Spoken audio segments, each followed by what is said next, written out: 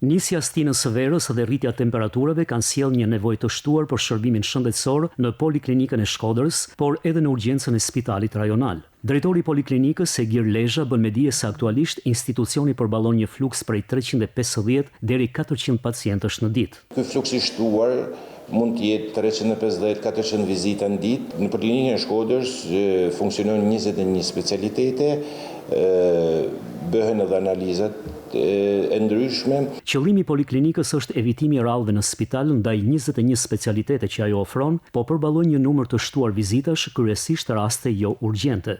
Mundohet që të trajtojë smundjet jo urgjente, pra smundjet kronike në të gjitha këto specialitete që tham, dhe të filtrojë pacientët që edhe spitali të mos më ngarkohet. Sipas të dhënave, problemet kardiake, neurologjike dhe ato të endokrinologjisë kanë pasur një fluks të shtuar gjatë javës së parë të muajit qershor. Problemet kardiologjike janë ato problemet më të shtuara, endokrinologjike dhe problemet neurologjike. Mjekët apelojnë për kujdes të shtuar gjatë ditëve të nxehta, duke këshilluar shmangjen e ekspozimit në diell gjatë orëve të pikut dhe kontrollin periodik në mënyrë që të parandalohet përkeqësimi i gjendjes shëndetësore.